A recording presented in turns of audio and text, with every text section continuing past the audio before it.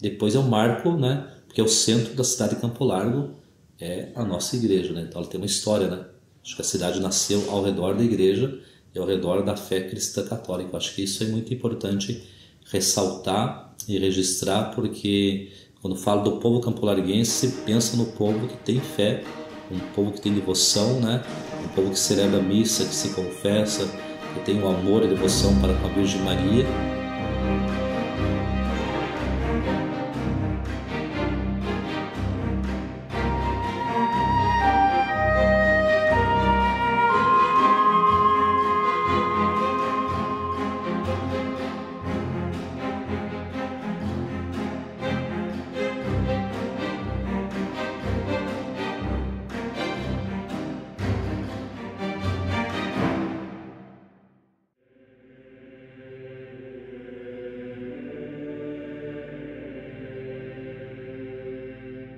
Estamos dentro da igreja, que é o principal cartão postal da cidade.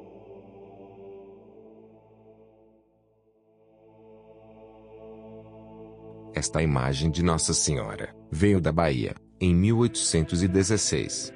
Ela foi encomendada pelo capitão João Antônio da Costa. O capitão era o dono das terras onde hoje se encontra a cidade. Ele doou as terras em 1814, e quis que Nossa Senhora da Piedade fosse a padroeira. A imagem, no início, ficou na primeira casa construída no município, que pertencia ao tenente Joaquim Lopes Cascais. A primeira igreja, autorizada por Dom Mateus Pereira de Abreu, foi executada pelo capitão Jerônimo José Vieira, e supervisionada pelo referido capitão João Antônio da Costa, e também pelo padre José Joaquim Ribeiro da Silva. De aparência muito simples, como vemos nestas raras fotos históricas, suas paredes eram feitas de pedras ligadas, e revestidas por uma argamassa de cal e areia. A igreja ficou pronta em 1826. A pia, de batismo, foi doada em 1879, pelos capitães Pedro Martins Saldanha e José Joaquim Ferreira de Moura. Tanto é verdade que a festa da padroeira é a festa da cidade, né? É o feriado da cidade, então tem uma ligação muito grande com o nascimento da cidade e a devoção à Nossa Senhora da Piedade. A festa da padroeira acontece sempre no dia 2 de fevereiro. Neste ano, de 2019, além do tradicional almoço com show de prêmios, a paróquia realizou uma procissão de velas. Este é o famoso Padre Natal Pigato, nome da principal avenida de acesso à cidade. O Padre Natal nasceu na Itália, na província de Vicenza, em 1861. Desde jovem, queria ser padre, mas foi confrontado por sua família. Casou-se e teve uma filha. Apenas 2 anos depois, sua filha nasce e logo vem a falecer. Um mês depois, morre a sua esposa. Natal Pigato decide, então, tornar-se padre. Pigato vem ao Brasil como missionário. Aqui, pega a fama de milagreiro. Em 1915, devido a uma grande seca, Natal Pigato decide organizar uma procissão. Um grupo de fiéis saiu da Rondinha, outro de Tocunduva e outro da Ferraria. Quando os grupos se encontraram, no chamado Campo de Bragueto, que fica a 600 metros da colônia Rebouças, começou uma grande e abençoada chuva.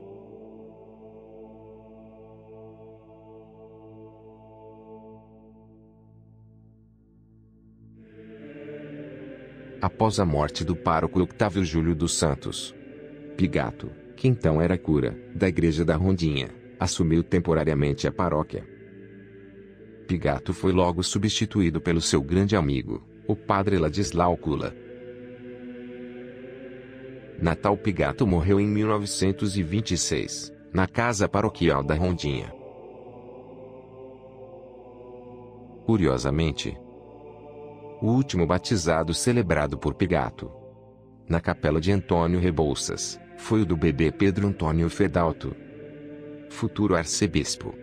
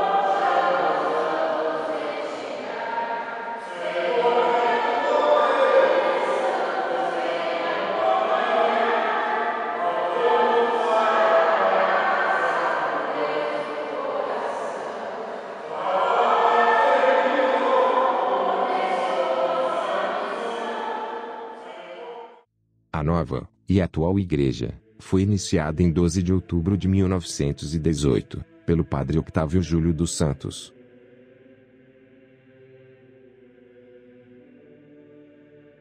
Continuada pelo padre Ladislau Kula. E concluída pelo Monsenhor Aloísio Dumansky, em 1934. O padre Dumansky, eu só fiz a primeira comunhão com ele. E conheci bem ele e tudo, mas só sei isso. Mas ele era um padre bom também, só que era muito diferente assim. Era um padre enérgico. Muito enérgico, muito. Se a mulher tivesse de manga curta, ele beliscava. Porque não, se fartava pano, perguntava assim, farta pano, é? Uhum.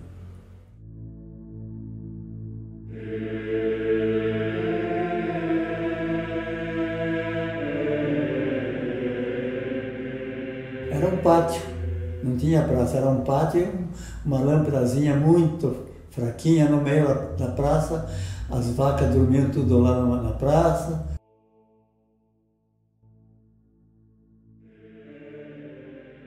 O senhor Albino assistiu o final da construção da igreja nova. Viu também a construção da praça. As árvores da praça eu vi plantar, e as mais grossas foi eu que vi plantar. Em 1930, foi o falecido Francis Chemy que plantou. Daí já veio, mandaram para fazer o jardim, o pessoal ia buscar flor para pôr nos vasos, e assim por dentro.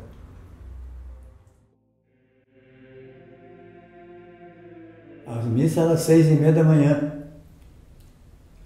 naquela época, confissão, tudo de manhã. Não é que nem agora, que 9 a 10 horas, não tem agora.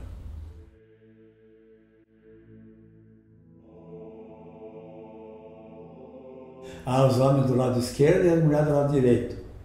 E as mulheres tudo com véu. Para comungar era com véu, sem véu, não comungava.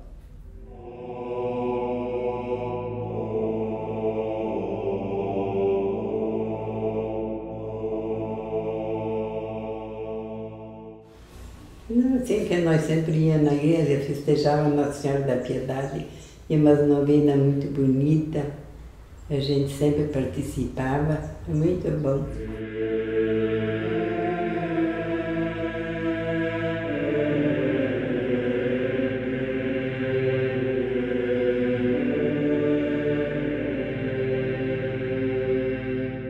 Tinha assim, as filhas de Maria, congregação mariana, agora tem o apostolado da oração, mas esse tem ainda. Agora as filhas de Maria, não sei, eu acho que não tem mais. Albino e Leonilda nasceram na década de 20. Estão casados há muito, muito tempo. Vai fazer 70, em julho, vai fazer 75 anos.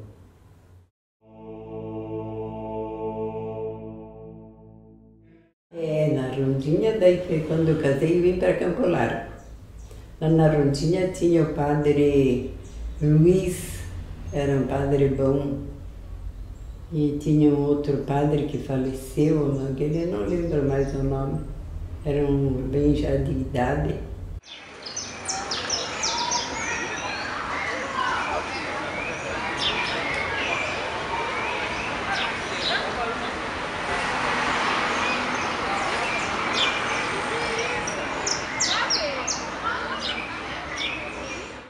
Falecido meu pai, que ele nasceu na Itália mesmo.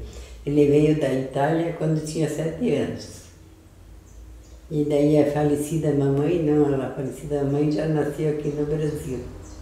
Lá em Paranaguá ela nasceu.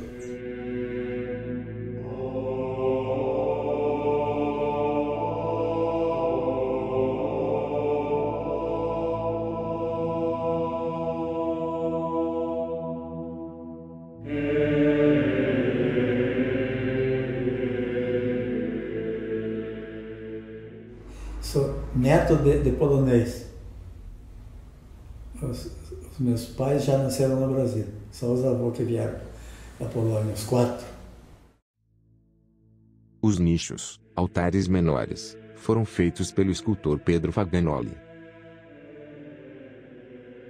O altar maior, por sua vez, foi desenhado por Gerd Gaussen e executado por Correia Siegeter. A sagração do altar foi feita em dia 1º de fevereiro de 1941. O púlpito, também de embuia, e com imagens de gesso, foi doado por João Skrzypiec e por Jacob Augustin.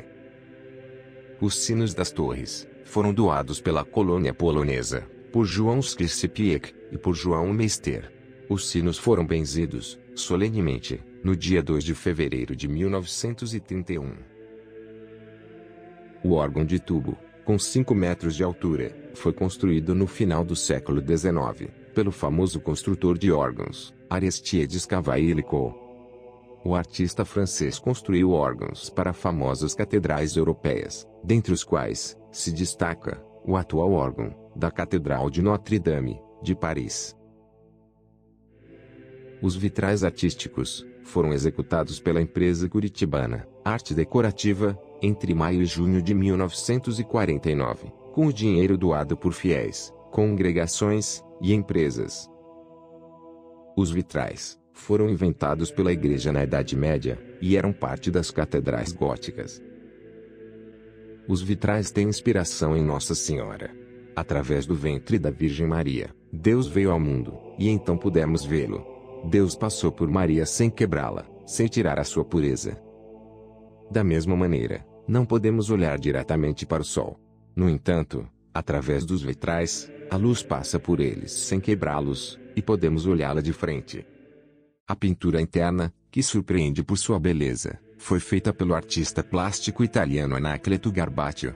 Ele chegou ao Brasil em 1912, e um de seus primeiros trabalhos foi a pintura interna do Teatro Municipal de São Paulo. Baseando-se nas pinturas das igrejas da Itália, trabalhou na Igreja Catedral Metropolitana, e também na Igreja de Santa Teresinha em Curitiba. Em Campo Largo, além da Matriz, trabalhou na Igreja da Rondinha, e na Colônia Antônio Rebouças. Juntamente com seu irmão Carlos, veio residir em Campo Largo para pintar todo o interior da Igreja Matriz, e demorou 18 meses para finalizar seu trabalho, em 1941.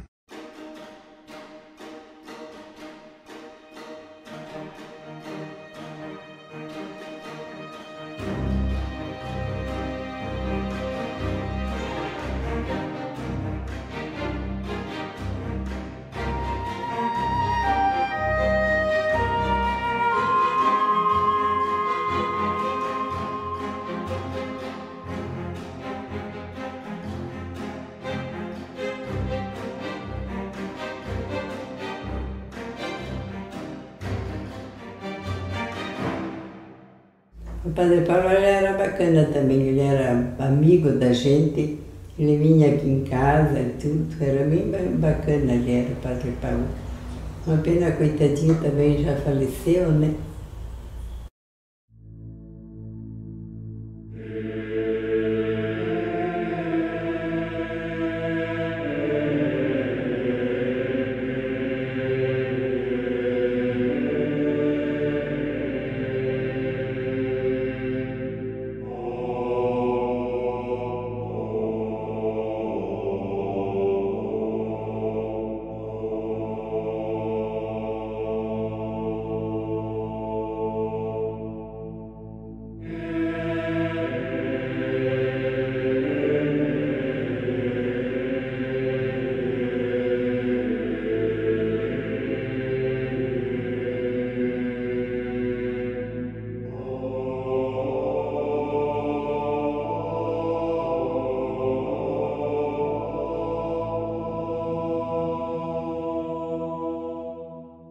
Ah, Padre Valdir, muito bom. Esse foi uma pena ser transferido. Porque foi o melhor padre que veio aqui em Campo Largo. E nós estamos com saudades dele, sentimos muito que ele foi embora. Muito humilde, muito bacana, muito, muito. Os fiéis da paróquia Nossa Senhora da Piedade, em Campo Largo, se reuniram para a Festa das Capelinhas, um momento fundamental no despertar de caminhadas de muitos religiosos e religiosas. Eu diria para você que eu sou padre porque na minha família havia oração, se rezava, eu via a família rezar. Para mim era a maior festa, a maior alegria o dia que vinha a capelinha. Eu digo que eu próprio tenho alguma influência na minha vocação sacerdotal a partir das capelinhas. Foi durante o período do cônego Ivanir Leonardi que a paróquia realizou a cuidadosa e necessária restauração dos vitrais artísticos.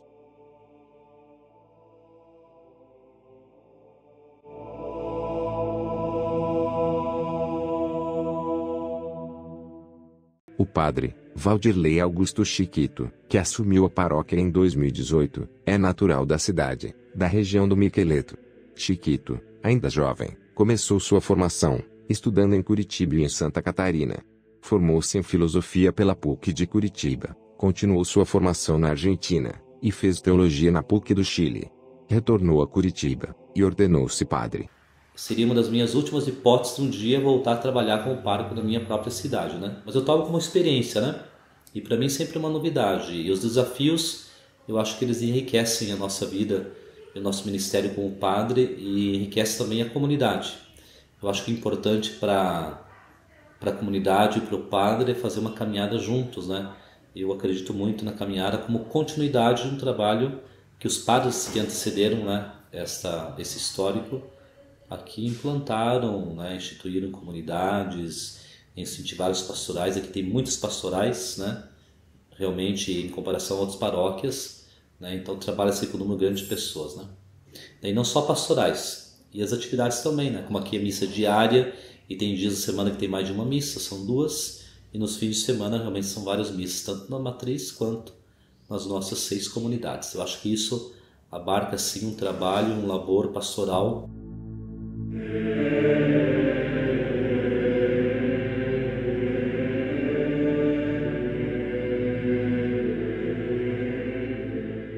No meu ponto de vista, por ser campo-larguense, eu creio que temos um ponto positivo por sermos de tradição mais católica, mais religiosa, são famílias mais tradicionais. Aqui a família vem quase que em peso na missa, então zela muito por essa questão, né, da fé cristã católica e também pelo histórico aqui da comunidade paroquial Nossa Senhora da Piedade, a matriz junto com suas comunidades. Então é um desafio que vem, acho que, engrandecer o trabalho da comunidade e o nosso trabalho ministerial como padre. Não só eu, né? Comigo está hoje o padre Anderson, que é o nosso vigário. O Pai, o Filho e o Espírito Santo. Amém. Que a graça do nosso Senhor Jesus Cristo, o amor do Pai e a comunhão do Espírito Santo sejam com cada um de vocês. Bendito seja Deus que nos uniu ao amor de Cristo. Que as pessoas dizem assim: padre, agora meu filho ou meus netos já não rezam tanto ou nem vão mais na igreja. Então, como que fica essa questão? Acho que é uma transição muito importante, claro, da responsabilidade dos pais, das famílias, mas também de nós como igreja. Então, eu acho que o que falta, sim, para nós é estabelecer essa linguagem, né, com o mundo atual, sobretudo para a catequese, né, que temos que ter um olhar mais específico, e é dali que nascem, né, os cristãos novos e futuros, né? Então, os futuros coordenadores da comunidade, os que irão trabalhar na comunidade, eles são filhos da própria comunidade, que já tem um desafio interno dentro de casa. Então, acho que olhar com carinho a catequese, né, acompanhar esse processo formativo da fé é um desafio muito grande, porque os catequistas, os pais dizem: padre, meus filhos fazem a primeira comunhão, o crisma e não vão mais para a igreja. Então, existe aí uma falha na formação, não só da catequese, mas também na formação familiar. Quer dizer, se a criança perde a mística, né, do sagrado, do mistério, não é a catequese que vai salvar, né? Então, acho que tem que fazer um trabalho conjunto de formação para o mistério, né, a igreja junto com as famílias. Depois, claro, olharei a juventude que tem sede de Deus, quer fazer as coisas, mas de repente não estão tão presentes. Então, acho que me preocupa muito, estou analisando um projeto para a juventude para ver como favorecer, né, esse ardor, esse crescimento espiritual que traz de casa, mas de repente não é tão eficaz dentro da igreja. E se nós não fizermos, alguém fará por nós.